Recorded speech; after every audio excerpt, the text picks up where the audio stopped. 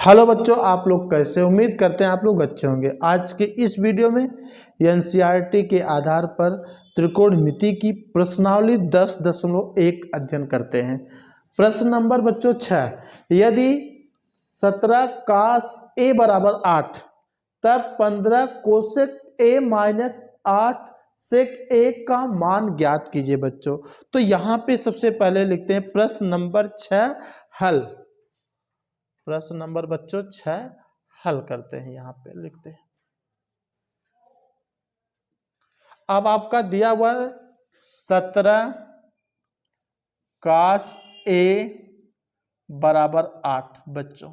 अब 17 गुणा है बराबर किधर आएगा बच्चों? क्या हो जाएगा? भाग। तो यहां पे आपका हो जाएगा बच्चों कास ए बराबर 8/17। तो कास ए का सूत्र होता आधार बटे बच्चों कड़। कास ए बराबर होता है आधार बटे कड़ बच्चों। इसका मतलब आधार का मान 8 दिया हुआ है, कड़ का मान 17 दिया है। तो हमें लंब का मान निकालना है बच्चों। तो हम एक समकोण त्रिभुज बनाते हैं,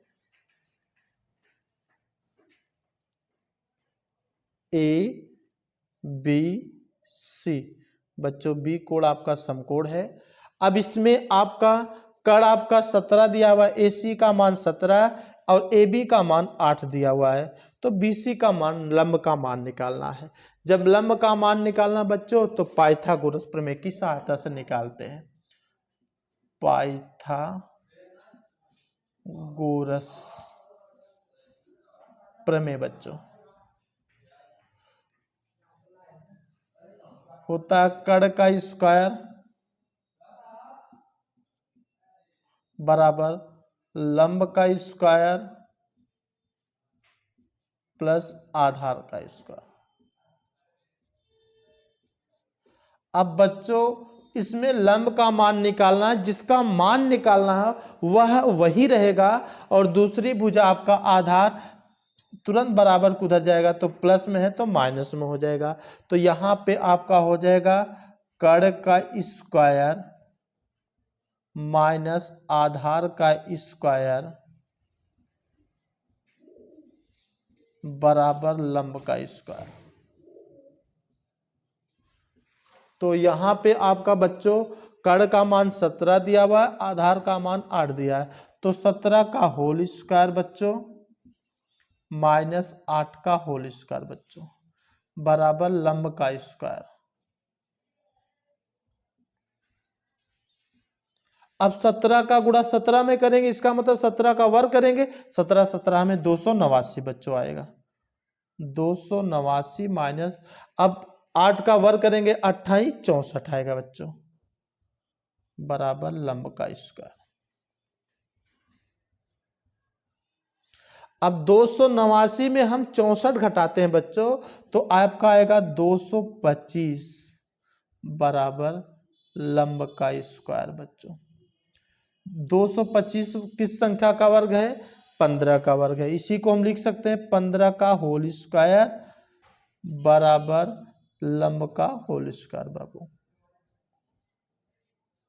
अब हम क्या करते हैं, दोनों पक्षों से वर्ग हटाते हैं। 15 पे भी घात 2 हटाते हैं और लंब भी घात 2 हटाते हैं। तो यहां पे लिखेंगे दोनों पक्षों से वर्ग हटाने पर, जब दोनों पक्षों से वर्ग हटाओगे तो बाबू आपका आएगा लंब बराबर 15। इसका मतलब बीसी का मान आया 15 बच्चों। अब आपको हल करना है 15 कोसेक ए माइनस 8 सेक ए का मान। 15 कोसेक ए माइनस 8 सेक ए का मान बच्चों, यही हल करना है। प्रश्नोत्तर नंबर 7 बच्चों, यदि tan ए बराबर 3/4 तब दिखाइए कि sin ए इंटू कास ए बराबर 12/25। यही इसको दिखाना है, सिद्ध करना है। एक पक्ष हल करेंगे, दूसरे पक्ष के बराबर लाना है। तो बच्चों इसको हम मिटाते हैं। प्रश्न उत्तर नंबर 7 बच्चों, सबसे पहले लिखते हैं हल। 7 का हल आपका दिया हुआ है बच्चों, tan a बराबर 3/4। अब सूत्र होता है बच्चों tan a बराबर लंब बटे आधार। बच्चों लंब बटे आधार, इसका मतलब लंब का मान बच्चों 3 आया, आधार का मान 4 आया। तो हम एक समकोण त्रिभुज बनाते हैं। ए बी सी आपका समकोण त्रिभुज है। लंब का मान BC का मान दिया हुआ है 3 और AB का मान दिया हुआ है 4। कर्ण का मान निकालना है।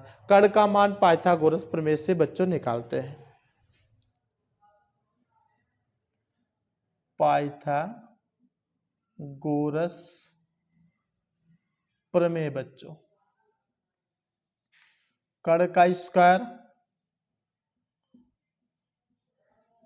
बराबर लंब का स्क्वायर प्लस आधार का स्क्वायर। बच्चों अब बच्चों लंब का मान 3 दिया हुआ, आधार का मान 4 दिया है। तो यहां पे हम क्या करते हैं, 3 का होल स्क्वायर प्लस 4 का होल स्क्वायर बराबर कर्ण का स्क्वायर। बच्चों अब 3 त्रिका बच्चों कितना आएगा 9। तो कर्ण का स्क्वायर बराबर 9 प्लस 4 × 16। 9 और 16 जोड़ेंगे बच्चों तो आएगा 25। तो यहां पे लिखते हैं कर्ण का स्क्वायर बराबर 25। अब 25 बच्चों किसका वर्ग है, 5 का वर्ग है। तो हमने यहां पे लिखेंगे 5 का होल स्क्वायर। तो कर्ण का स्क्वायर बराबर 5 का होल स्क्वायर। दोनों पक्षों से वर्ग हटाने पर, दोनों पक्षों से वर्ग हटाने पर बच्चों लिख दिया हमने। अब जब दोनों पक्षों से वर्ग हटाओगे तो आपका आ जाएगा कर्ण बराबर 5। इसका मतलब बच्चों AC का मान आया 5। जब AC का मान 5 आया तो हमने यहां पे लिख दिया 5। अब आपसे पूछ रहा है दिखाइए कि sin A गुणे cos A बराबर 12/25। बच्चों तो बायां पक्ष हल करेंगे, दायां पक्ष के बराबर लाना है। तो यहां पे हम लिखते हैं बच्चों sin A गुणे cos A बराबर 12/25। बच्चों इसका मतलब हमने बायां पक्ष हल करेंगे बच्चों और दाएं पक्ष के बराबर लाएंगे। अगर आपका बराबर आता है तो समीकरण संतुष्ट होता है, बराबर नहीं आता तो समीकरण नहीं संतुष्ट होता है।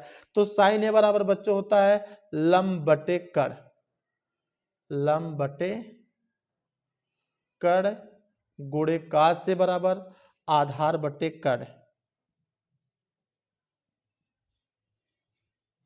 कर्ण। अब बाबू लंब का मान 3 दिया हुआ है और कर्ण का मान 5 दिया हुआ है। तो 3/5। अब आधार का मान बाबू 4 दिया हुआ है तो 4 और कर्ण का मान 5 है तो 5। अब गुणा में बाबू क्या होता है, भिन्न में अंश, अंश में गुणा हर में। तो हम 3 का गुणा 4 में कर देंगे तो 3 चौके 12 हो जाएगा और 5 का गुणा 5 में करेंगे तो 5 × 5 = 25। अब बाबू हमने क्या किया, बायां पक्ष हल किया और दाएं पक्ष के बराबर आया। तो यह समीकरण संतुष्ट होता है। इस वीडियो में आज इतना ही बच्चों, अगली वीडियो में मिलते हैं। इस वीडियो को लाइक करें, से अपने दोस्तों को शेयर करें, चैनल को सब्सक्राइब करें।